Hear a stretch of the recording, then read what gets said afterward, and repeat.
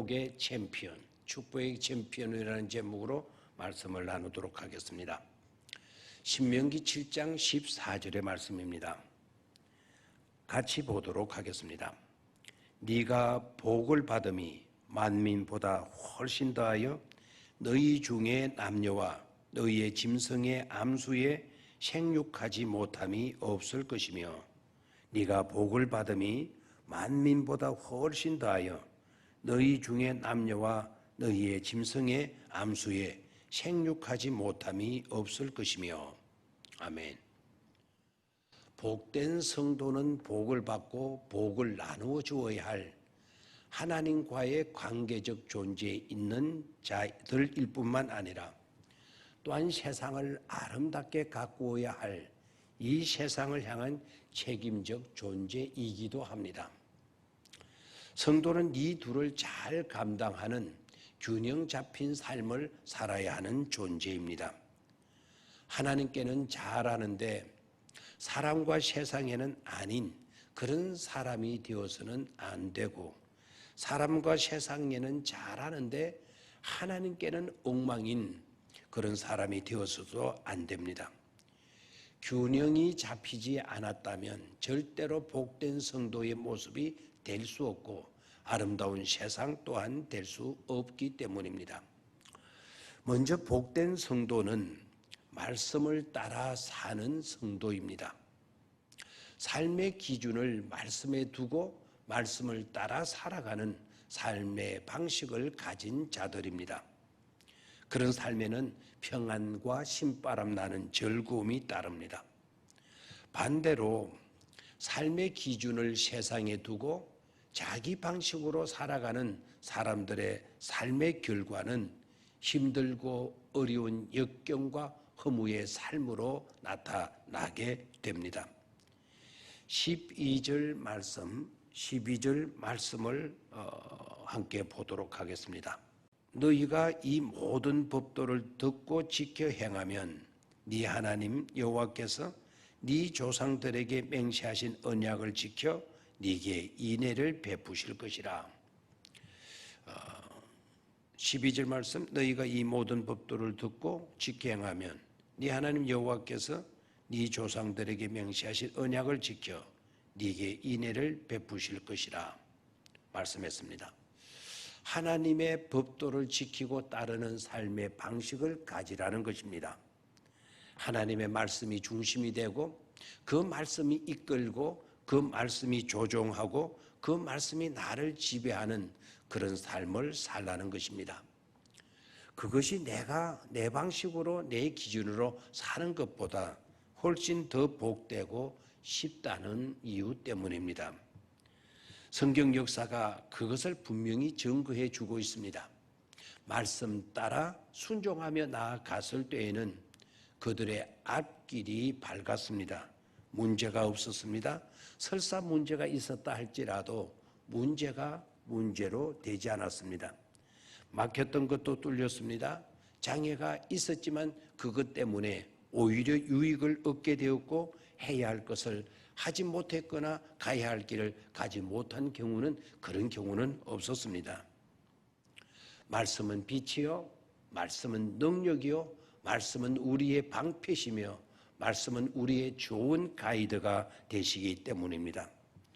그러나 말씀대로 나아가지 못하고 사람이 중심이 되고 사람이 기준이 되어 자기 방식대로 살았던 역사의 결과는 그 길은 막혔고 그 길은 어두웠습니다. 그것은 고통이었고 혼돈이었으며 불행이었다는 사실입니다. 그게 아담과 하와의 삶이었고 광야 생활에서 투덜거리던 이스라엘 백성들의 삶의 모습이었고 요나 선지자가 우리에게 들려주는 이야기입니다. 그러니 하나님의 말씀대로 사는 길 외에 달리 행복은 없음을 알아야 합니다. 복된 성도는 하나님과의 관계적 존재로 하나님의 말씀을 따라 사는 삶임을 잊지 마시기를 바랍니다. 두 번째는 복된 성도는 한결같이 사랑과 복을 받는 성도입니다. 13절 이하의 말씀은 하나님과의 관계적 존재로 사는 삶의 결과는 반드시 사랑과 번성과 풍성과 건강과 사랑으로 이어진다는 것을 보여주고 있습니다. 13절 한 절 말씀에서만 보아도 사랑하시고 복을 주사 번성케 하시되 네 소생께 은혜를 베푸시며 풍성케 하시고 번성케 하시리니 라는 이런 단어로 계속 이어지고 있는 것을 보게 됩니다. 특히 14절 말씀, 오늘 우리가 묵상의 말씀으로 읽었던 14절 말씀에는 네가 복을 받음이 만민보다 우성하여, 네가 복을 받음이 만민보다 우성하여 훨씬 더하여 너희 중에 남녀와 너희의 짐승의 암수에 생육하지 못함이 없을 것이며 이렇게 말씀하고 있습니다. 만민보다 더하여, 옛날 개역 성경에는 만민보다 우성하여 라는 말로 번역이 되었죠. 즉 축복의 챔피언이 되게 하신다는 말씀입니다. 가슴이 뭉클해지지 않을 수 없는 말씀인 것입니다. 그리고 15절에서는 건강의 복을 말씀해 주고 있습니다. 아브라함이나 백부장과 같은 분은 믿음에 있어서 챔피언이었습니다. 다니엘이나 사무엘 같은 분은 기도에 있어서 챔피언이었습니다. 요셉은 축복의 챔피언이었고 다윗은 하나님의 성전을 사랑하는 일의 챔피언이었습니다. 바울은 선교하는 일의 챔피언이었고 욥은 인내하는 일의 챔피언이었습니다. 마리아와 마르다는 주님을 사랑하여 헌신하는 일의 챔피언이었습니다. 이 말씀을 듣는 우리 또한 그런 챔피언들이 되시기를 바랍니다.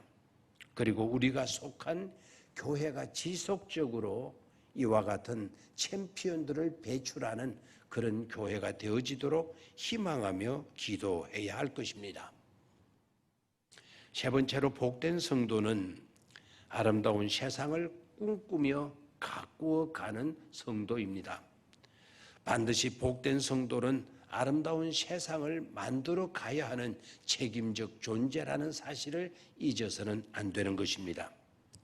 주님은 자신을 따르는 제자들을 향하여 세상의 소금, 세상의 빛이라고 말씀하셨습니다. 여기서 두 가지를 유의해야 합니다. 하나는 소금은 소금이 돼 세상의 소금입니다. 빛도 마찬가지입니다. 빛은 빛이 돼 세상의 빛이라는 것입니다. 즉 세상과 별개의 존재가 아니라 세상과 밀접한 관계가 있는 존재라는 것입니다.